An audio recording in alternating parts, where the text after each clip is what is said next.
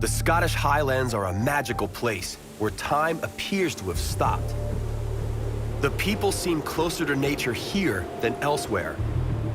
Looking out over the stunning vistas, a man suddenly realizes just how petty and mundane his everyday worries are. The beauty spread out here is breathtaking and at the same time calming in its immenseness. The Highlands are no place for the less than hardy. It is rough here. The sharp, cold wind blows so hard that even cattle and sheep have evolved with long, thick hair to help them survive. But on the rare occasion that the sun does come out, enveloping the rolling hills and picturesque valleys in its rays, the Highlands become a breathtaking place to be. More than anything else, the Scottish Highlands have always been a land of herdsmen living in humble abodes. Up until modern times, the only source of fuel for the fire was dry peat. The cattle and sheep were their only means of survival. The most common winter meal in the old days was cattle blood mixed in with oatmeal.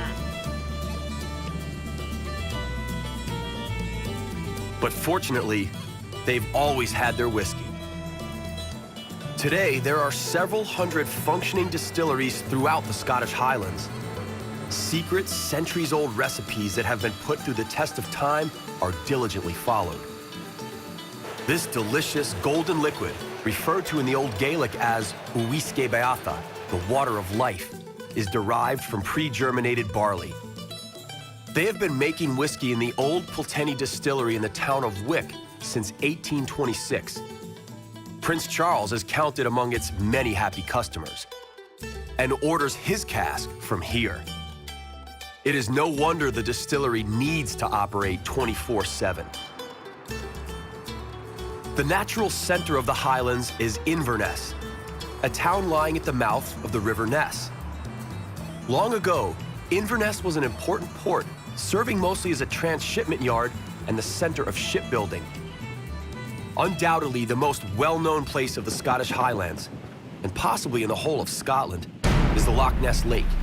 Veiled in mystery, the lake has achieved its celebrity status thanks to Nessie, a giant creature allegedly living in the lake. The first reference to its existence dates as far back as the 6th century, but Nessie only became a global phenomenon in the last century when hundreds of sightings were reported. The creature was photographed and filmed on a number of occasions, but none of the records were sufficiently convincing to serve as indisputable proof of its existence.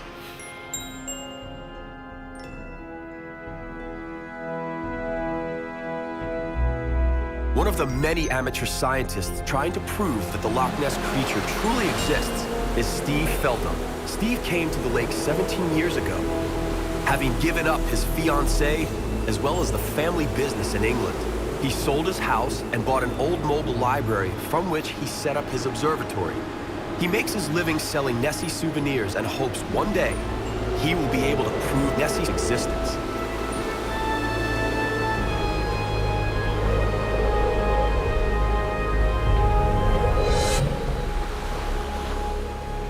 For me, what I do here making these models, it brings in just enough money to keep me living and looking for the mystery, looking for the answers to the mystery.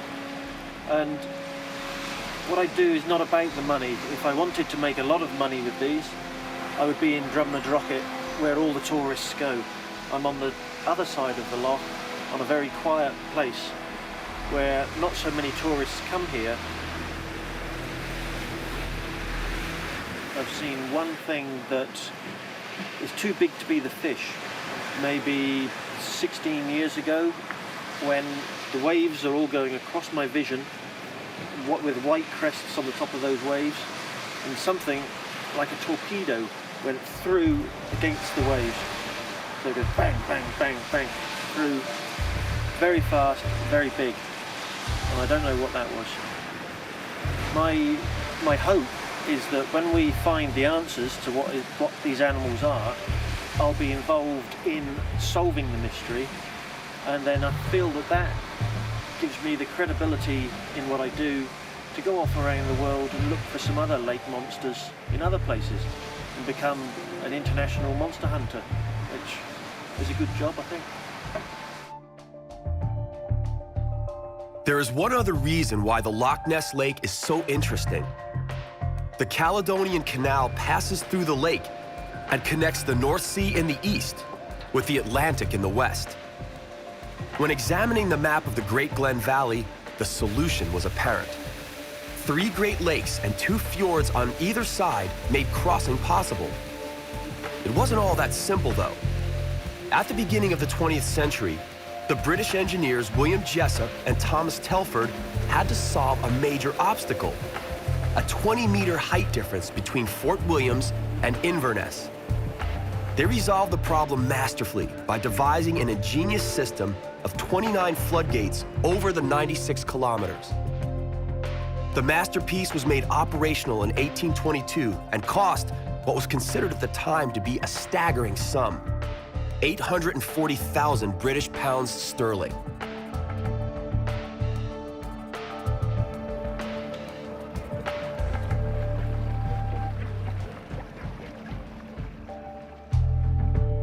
The Scottish Highlands are a magical place where time appears to have stopped. The people seem closer to nature here than elsewhere. Looking out over the stunning vistas, a man suddenly realizes just how petty and mundane his everyday worries are.